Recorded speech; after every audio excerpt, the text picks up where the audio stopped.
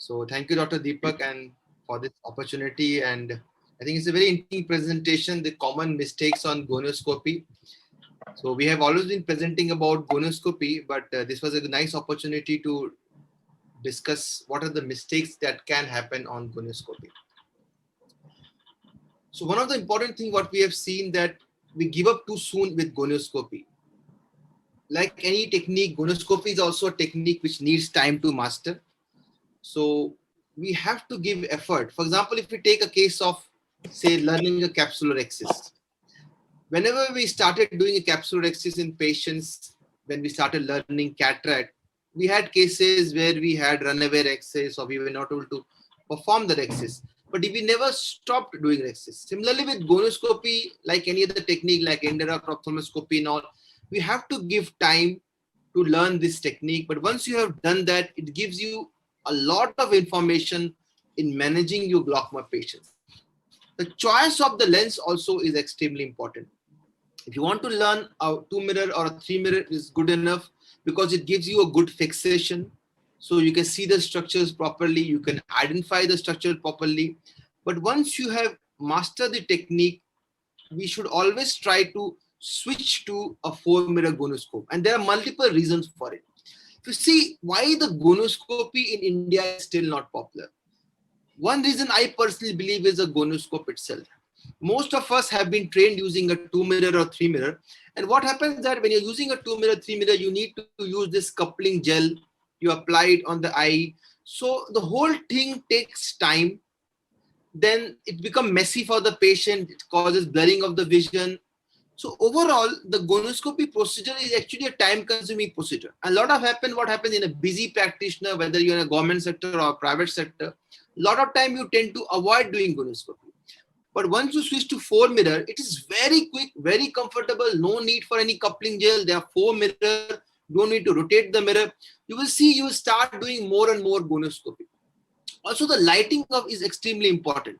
Like for example, this is a case where we are doing both applanation tonometry and gonioscopy in just 1 minute. You can see it's 1-minute video. So basically the point to highlight here is that with a 4-mirror gonioscopy doesn't take a lot of time. You have already put a parakin drop, you have stained the cornea. Now you're checking the pressure in right eye, then you're checking the pressure in the other eye. Once you have checked the pressure, your OPD assistant can just switch off the light. Now this is a darkened room. It's not to be totally dark, but with a reduced illumination. Now you use the illumination of your slit lamp also. You can see up, down, right, left, and you can see all the 4 angles. So basically, with a very little effort and very little time, you can do the gonioscopy in both the eyes. So correct illumination is important. You can see in this case, when you're seeing the angle with the bright light, the angle is appearing open. But when you have reduced the light, you can see the angle is closed.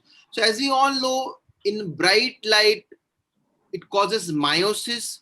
So you should reduce the illumination. Maybe a 2x2 millimeter slit should be used so that the light is falling only on the angle and not on the pupil, so that the miosis induced opening of the angle is not there and you get the correct assessment. There's another case where you can see the angle is closed. We are using a reduced illumination and the light is falling only on the angle. The angle you can see very well, no structures can be seen.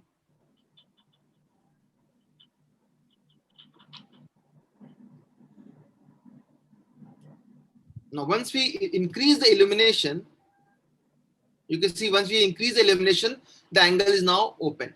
So this is the mistake we often do. We are doing a slit lamp in a bright illumination and we wrongly diagnose them as a case of open angle glaucoma. This is a patient, you can see the centration of the gonioscope is very important. If the gonioscope is not centered, you can see air is entering from the side and that can lead to problem in visibility. This is another patient, you can see we are having issue with glare of time when you're doing gonioscopy. Especially you have seen students, they say they can't see because of the glaring. So you should always have oblique illumination and reduced light, and the glaring will not be there and the structure will be better appreciated. So these are a few common tips we should be using to avoid any wrong diagnosis during gonioscopy. Also, incorrect lens placement. You can see over too much of pressure can lead to these DM folds and can lead to false opening of the angle. So pressure is also very important. Another are certain patient-related factors. For example, uncooperative patient. You should explain the patient what you're doing. If you have not explained it and you suddenly put a lens, patient will become apprehensive. He'll squeeze the eye. So always explain the patient, then you will gain the confidence of the patient. Correct identification of these structures is also important. Whether you see from above, down, or below, upward, try to see the structures. You can see this grayish ciliary body band followed by the white stairs spur, then the pigmented trabecular meshwork and the anterior trabecular meshwork. But I always suggest students that have some pictures of open angle from Google or from textbooks on a mobile phone. And when you're seeing the patient, you try to compare it with what you have been seeing in your textbook. Then you can better appreciate these structures. In case you want to locate the Swalby's line and you're not able to see the pearly white line, you can use the corneal wedge, thin slit. You can see the point where anterior and posterior portion of the corneal wedge is meeting. That is the Swalby's line, because this is the end of the Descemet membrane. So the light from the anterior and posterior portion of the cornea meets here. Again, over reliance of pigmentation, especially I've seen a lot of young ophthalmologists when they are doing gonoscopy, they are trying to look for the pigmented trabecular meshwork. If the trabecular meshwork is non-pigmented, they assume that the trabecular meshwork is not there and they decide that probably it's a closed angle. But remember, in young patients, lot of time there will be no pigmentation of trabecular meshwork. In these cases, if you can see here, you can see the multiple iris processes. Now, iris processes is a clear indication that it's an open angle. So even if you don't have a pigmented trabecular meshwork, try to look for other structures like iris processes.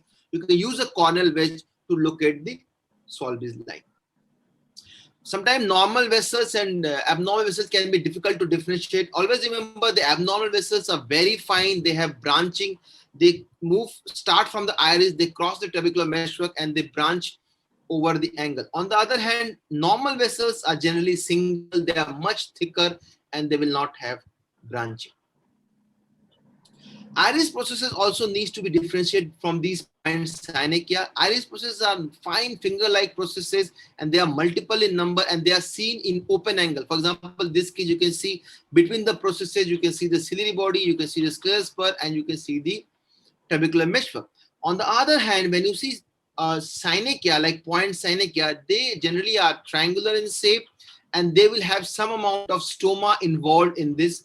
So this is where you can differentiate an iris process from the synechia. Also, for initial training, if you have someone teacher, you can train you great, or else you can use gonio pictures on an iPad or your phone to help. Sometimes what mistake we do, we assume these pigmented trabecular meshwork as a pigmented Swalby's line as a trabecular meshwork. And for example, if you see this case, it is appearing to be an open angle. But when you do a indentation gonoscopy, you see what was appearing as an open angle was actually a closed angle, and the actual trabecular meshwork is coming out. So this is another importance of using indentation gonoscopy. You can compress and you can see the structures behind the iris. This is another case where you can see the trabecular meshwork is pigmented and the Swalby's line is also pigmented. So you need to differentiate. Trabecular meshwork generally has a more uniform pigmentation compared to Swalby's line, which is more patchy in pigmentation. Don't use grading scheme because it can be very confusing. Like recently I had a patient where it was written grade 3. Now grade 3 in a skis means closed and grade 3 in a Schaffer means open. So don't mention grade, just write the structure which you can see in each quadrant before and after compression, or with a dim light and a bright light, so that if anyone else is also seeing the patient, he can correlate that what structures you have seen. And most important thing is practice, practice, practice. Gonoscopy, like any other thing, like doing a rhexis, making a tunnel, or indent ophthalmoscopy, is just you need practice. There are a lot of good books. There's a very good website, the gonoscopy.org. Just go see the pictures, see patients every day, and try to compare. And this is the best way to learn gonoscopy. To conclude, I'll say gonoscopy is essential for any glaucoma patient. In spite of all the newer investigation like the ASOC, UVM, gonoscopy is still the gold standard. And when possible, try to switch to indentation gonoscopy using a 4-mirror gonoscope. You will realize you will be doing many, many more gonoscopies. Thank you so much. Thank you, Dr. Manish, for the wonderful lecture. Before I will call my next speaker, would like to take one comment from Sumita ma'am.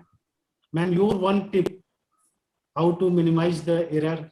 Although Manish has covered each and everything beautifully, but since he at end told Yes. us that more and more practice, and you are the one who is having the Yeah, yeah. huge That experience is- in Teaching That is everything. only one point I agree. You have to make a lot of practice, all the students, because they fear, they somehow don't like to do gonoscope. I don't know why, but still then they think it takes time and they don't practice it very much. So it is always True. best to make so many cases so that only they can know. It is easier to put the 3 mirror and with visco fluid and it will not shift and they are easy to do it with. But after that also they have to switch to the 4 mirror because that is required. And in this our scenario, Indian scenario, lots of angle closure patients are being missed. And the peculiar thing about the angle closure is that after 1 or 2 attacks, the patient is blind. Suddenly you see one and he doesn't follow up. Then after 1 year, the patient is totally blind. That is the main disadvantage of angle closure glaucoma. That should be avoided by. yes, ma'am. Thank you.